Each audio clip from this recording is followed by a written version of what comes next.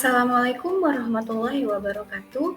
Perkenalkan, saya Siti Fatimah dengan NIM 2105040004. Pada kesempatan ini, saya akan menyampaikan materi terkait merger, konsolidasi, dan akuisisi, di mana untuk memenuhi tugas mata kuliah Hukum Dagang dengan dosen pengampu Ibu Lia Nuraini SHMH.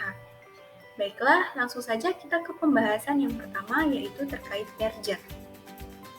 Merger adalah penggabungan dua atau lebih perusahaan menjadi satu, di mana perusahaan yang memerger mengambil alih semua aset dan kewajiban perusahaan yang dimerger. Perusahaan yang dimerger kemudian akan dibubarkan dan berhenti beroperasi. Merger paling sering dilakukan dengan tujuan untuk mendapatkan pangsa pasar, mengurangi biaya operasi, memperluas ke wilayah baru, menyatukan produk bersama, meningkatkan pendapatan, dan meningkatkan laba. Namun, dari semua hal tersebut, kesepakatan ini juga harus menguntungkan pemegang saham perusahaan, karena setelah merger, saham perusahaan baru akan didistribusikan kepada pemegang saham lama dari kedua bisnis asli. Umumnya, kesepakatan merger tidak dapat terjadi begitu saja. Ada beberapa hal yang menjadi penyebab atau motif kedua perusahaan melakukan hal ini. Oleh karena itu, berikut adalah beberapa alasan terjadinya merger. Alasan yang pertama yaitu untuk meningkatkan nilai perusahaan. Motif yang biasanya mendasari terjadinya sebuah merger adalah untuk meningkatkan nilai perusahaan. Ketika dua perusahaan bergabung, umumnya akan menciptakan sinergi yang berdampak positif bagi perusahaan. Pada dasarnya, sinergi yang tercipta dari merger membuat nilai perusahaan yang digabungkan melebihi jumlah nilai dua perusahaan individu. Selain itu, terdapat dua jenis sinergi yang merupakan dampak dari hal ini, yaitu yang pertama sinergi pendapatan. Sinergi ini sangat berkaitan dengan upaya perusahaan dalam meningkatkan pendapatan. Misalnya, perluasan pasar, diversifikasi produksi, dan kegiatan riset pengembangan. Sinergi yang kedua yaitu sinergi biaya. Umumnya, merger yang berhasil dapat menghasilkan skala ekonomi yang positif, seperti akses ke teknologi baru dan penghapusan biaya tertentu. Semua peristiwa tersebut dapat meningkatkan struktur biaya perusahaan. Nah, alasan yang kedua yaitu meningkatkan kekuatan ekonomi. Ketika dua perusahaan bergabung menjadi satu, maka ada kekuatan ekonomi baru yang terbentuk dan hal ini biasanya akan menjadi lebih besar. Penggabungan ini akan mengakibatkan peningkatan di beberapa bagian seperti produksi produk, distribusi yang optimal, mendapatkan pasar yang lebih luas, dan masih banyak lagi. Pada dasarnya, hal ini juga berdampak positif pada aktivitas operasional yang secara langsung menguntungkan perusahaan tersebut. Yang ketiga yaitu diversifikasi. Selain meningkatkan skala ekonomi, terjadinya merger juga dapat dilatar belakangi oleh diversifikasi, yang dimana diversifikasi sendiri adalah aktivitas dari perusahaan untuk membagi operasi bisnisnya seperti membuat produk baru dengan maksud memasuki pasar baru dan bertujuan untuk meningkatkan keuntungan. Adapun salah satu caranya untuk dapat melakukan diversifikasi adalah dengan memerger. Yang keempat yaitu pertimbangan pajak. Adapun alasan lainnya yang terjadinya merger adalah karena motif pajak. Di beberapa kasus perusahaan yang memiliki permasalahan pajak dapat terbantu dengan adanya merger. Misalnya, jika salah satu perusahaan memiliki pajak yang cukup besar, dengan melakukan penggabungan perusahaan, maka kewajiban pajak perusahaan ini akan jauh lebih rendah daripada kewajiban pajak dengan bentuk perusahaan sebelumnya. Yang kelima yaitu mengeliminasi kompetitor. Adanya merger dari dua perusahaan dapat menghilangkan persaingan dalam suatu industri. Penggabungan yang terjadi juga bisa menciptakan kekuatan bisnis yang baru dan juga lebih kuat, sehingga kompetitor lainnya akan memiliki pesaing yang akan sulit dikalahkan. Selain itu, merger juga berdampak pada strategis bisnis dari kedua perusahaan tersebut, salah satunya berkurang beberapa biaya seperti biaya marketing dan produksi. Di samping beberapa alasan yang menjadi penyebab dari merger, tentunya ada dampak yang berakibat pada aktivitas perusahaan. Dampak ini bisa berupa keuntungan dan juga bisa kerugian. Nah, keuntungan dari merger yaitu yang pertama meningkatkan pangsa pasar. Ketika perusahaan bergabung, perusahaan baru memperoleh pasar yang lebih besar dan dapat bersaing dengan kompetitor. Adapun hal tersebut dapat disebabkan karena salah satu perusahaan telah memiliki pasar yang cukup baik. Keuntungan yang kedua yaitu mengurangi biaya operasional. Seperti yang telah kita ketahui, adapun alasan terjadinya merger adalah dengan tujuan meningkatkan skala ekonomi. Dengan hal tersebut, perusahaan dapat mengurangi biaya operasional, seperti mengurangi biaya tenaga kerja secara keseluruhan, sambil mempertahankan tenaga kerja yang lebih kuat dan lebih efektif. Keuntungan yang ketiga yaitu menciptakan lebih banyak peluang investasi.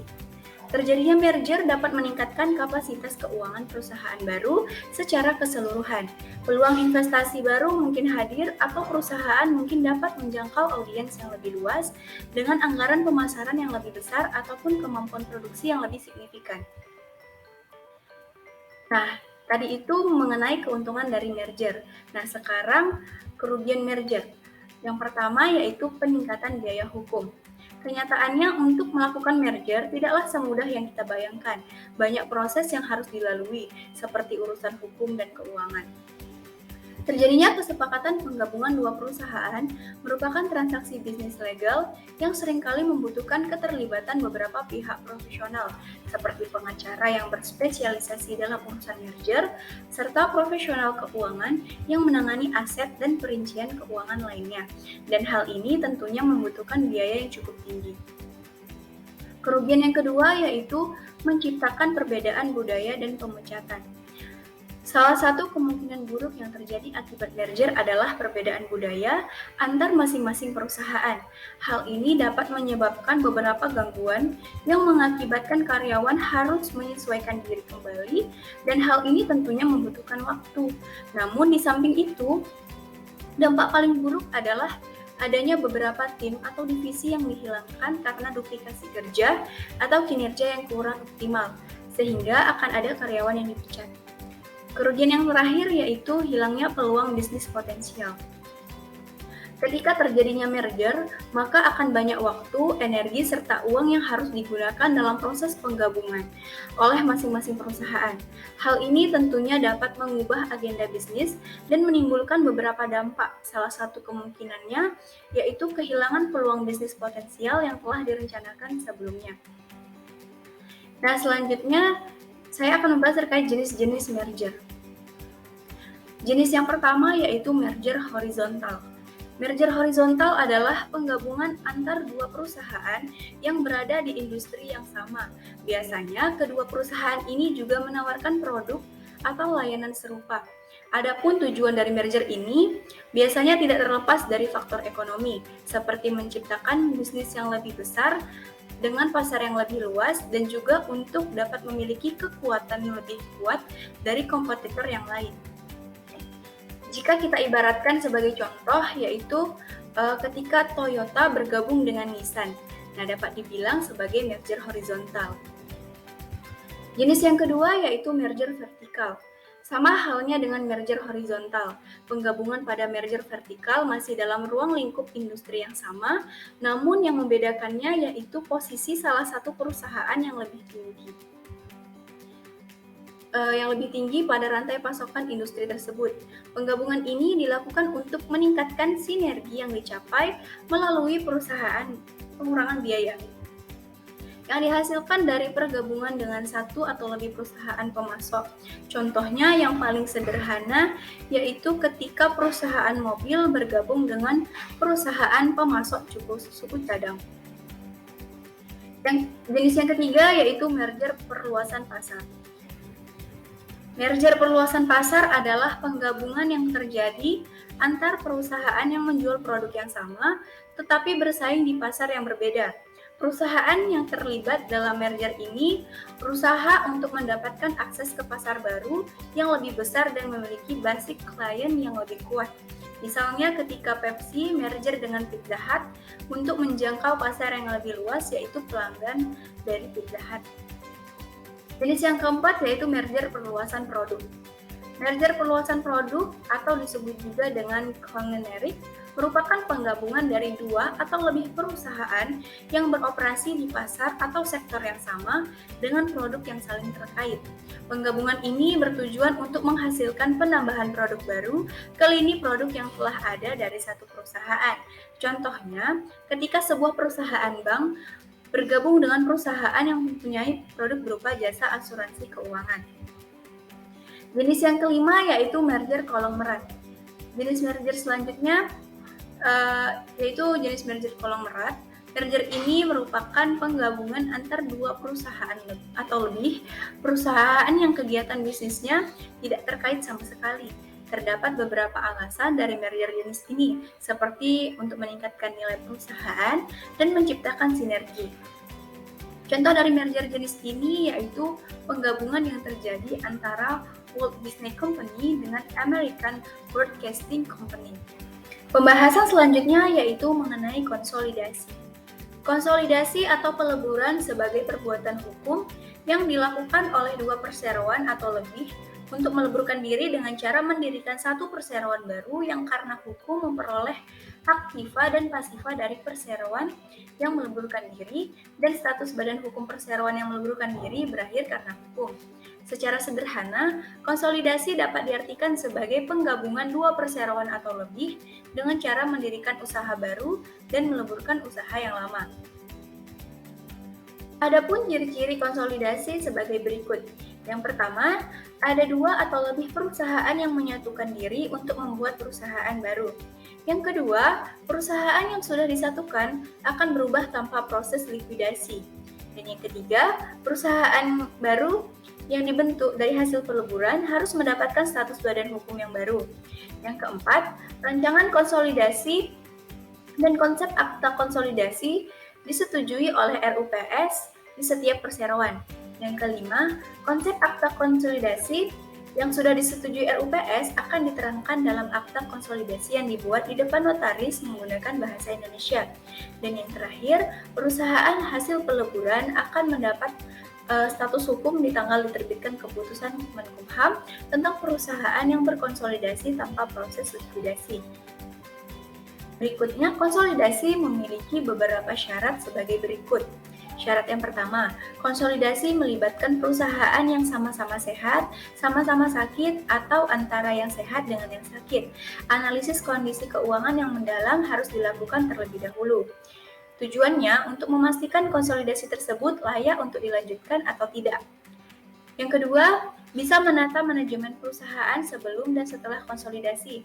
Analisis di bidang manajemen ini diperlukan untuk memastikan peralihan sistem bisa berlangsung dengan lancar. Yang ketiga, mempertimbangkan jumlah modal yang dibutuhkan untuk konsolidasi, sumber modal, dan cara mengalokasikan modal tersebut pada proses peleburan perusahaan.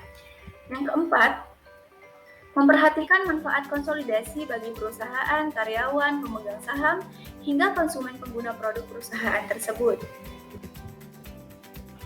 Setelah kita mengetahui pengertian dari konsolidasi, ciri-ciri konsolidasi, serta syarat-syarat konsolidasi, nah selanjutnya kita harus mengetahui alasan konsolidasi itu dilakukan.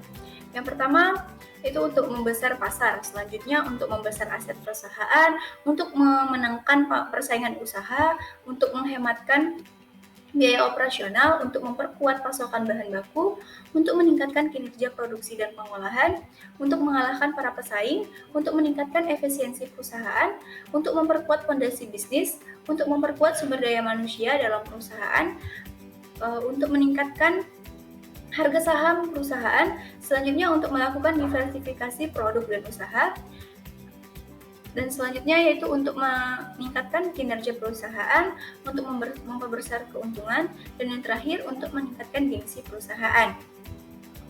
Nah, di sini saya akan memberikan beberapa contoh konsolidasi. Yang pertama, misalnya konsolidasi antara PT Reasuransi Nasional Indonesia, PT Reassurance International Indonesia, PT Asuransi Pendapatan Indonesia, dan PT Indonesia Reasuransi Airlines menjadi satu perusahaan baru bernama Indonesia Professional Reassurer. Contoh yang kedua yaitu misalnya peleburan PT Indosat, PT Satelitindo, PT Bima Graha, dan PT IM3 menjadi PT Indosat. Pembahasan yang terakhir yaitu mengenai akuisisi. Menurut Kamus Besar Bahasa Indonesia, kata akuisisi adalah pemindahan kepemilikan perusahaan atau aset yang jika dalam industri perbankan, istilah ini dipakai saat terjadi pembelian saham di atas 50%. Sehingga akuisisi menjadi sebuah cara untuk memperbesar perusahaan dengan mengambil alih perusahaan lain. Akuisisi adalah aktivitas membeli sebagian besar atau bahkan keseluruhan saham ataupun aset dari sebuah perusahaan. Dengan begitu, si pembeli atau yang disebut dengan acquirer yang akan memegang kendali atas perusahaan tersebut. Langkah ini sering diambil oleh perusahaan startup atau skala kecil agar bisa tetap bertahan bahkan berkembang. Namun, bukan berarti perusahaan skala besar tidak ada yang mengambil langkah akuisisi. Nah, pada intinya, akuisisi ini adalah aktivitas peralihan kendali atau kekuasaan atas sebuah perusahaan kepada pihak yang mengambil alih sebagian besar atau seluruh aset ataupun sahamnya. Nah, berikut adalah beberapa tujuan dari akuisisi dalam sebuah bisnis atau usaha. Tujuan pertama yaitu strategi membuat usaha berkembang. Tidak jarang sebuah usaha yang sebenarnya memiliki peluang yang bagus tetapi sulit berkembang, salah satunya karena keterbatasan sumber daya. Pada kondisi tersebut, langkah akuisisi kerap diambil sebagai solusi untuk mengembangkan usaha. Umumnya, perusahaan yang diakuisisi masih merupakan pemula atau usaha skala kecil tetapi memiliki prospek cemerlang ke depannya. Tujuan yang kedua yaitu perluasan usaha. Selain mengembangkan usaha, pebisnis juga akan tertarik untuk memperluas usaha jika ada peluang. Akuisisi adalah salah satu cara mudah dan cepat untuk melakukan ekspansi usaha ke kancah internasional. Hanya perlu membeli saham dari perusahaan di negara yang ingin dijadikan target perluasan pasar. Dengan membeli sahamnya, kita tidak perlu repot melakukan rekrutmen branding ataupun mempersiapkan kepemilikan aset ini untuk operasional usaha. Tujuan yang ketiga yaitu menekankan persaingan bisnis dan kelebihan stok. Tujuan selanjutnya yaitu untuk menekankan persaingan bisnis dan juga mencegah adanya penumpukan stok hasil produksi. Dengan minimnya persaingan, maka perusahaan dapat lebih fokus dalam melakukan proses produksi. Sementara itu, penumpukan stok hasil produksi juga bisa dihindarkan karena adanya perusahaan lain yang sudah diakuisisi ataupun mengakuisisi untuk membantu distribusi. Adapun jenis-jenis akuisisi berdasarkan jenis usaha dan objek yang diambil alih, antara lain yaitu yang pertama akuisisi aset. Jenis yang pertama ini bisa terjadi pada perusahaan yang terancam gulung tikar. Pengakuisisi secara langsung mengambil alih aset perusahaan lewat lelang yang sudah melalui proses likuidasi. Pihak penjual aset harus meyakinkan pemilik saham untuk memberi izin pengalihan aset perusahaan agar selamat dari kebangkrutan. Jenis yang kedua yaitu akuisisi saham. Pada jenis ini, pihak acquirer mengambil alih saham baik sebagian maupun keseluruhan. Bisa dibeli secara tunai maupun diganti dengan sekuritas lain seperti obligasi, misalnya. Jenis yang ketiga yaitu horizontal. Ini adalah jenis akuisisi yang bertujuan untuk mengurangi kompetitor dan memperluas jaringan pasar. Oleh karena itu, yang diambil alih adalah usaha di bidang yang sama. Jenis yang keempat yaitu vertikal. Jika pada jenis horizontal pengambilan dilakukan pada usaha yang serupa, jenis berikut ini bekerja pada usaha yang masih memiliki benang merah antara satu dengan yang lainnya, lebih tepatnya usaha yang sifatnya hulu hilir. Alasannya yaitu untuk mengamankan suplai maupun penjualan hasil produksi. Dan jenis yang terakhir yaitu konglomerat. Jenis konglomerat ini lebih kepada melebarkan sayap usaha. Hal ini dikarenakan usaha yang diambil alih sama sekali tidak berhubungan, baik secara vertikal maupun horizontal. Akuisisi ini lebih pada menambah portofolio perusahaan serta merambah bisnis lain untuk membesar nama juga kualifikasi perusahaan. Sekian pemaparan materi dari saya terkait merger, konsolidasi, dan akuisisi. Semoga video ini bermanfaat. Terima kasih.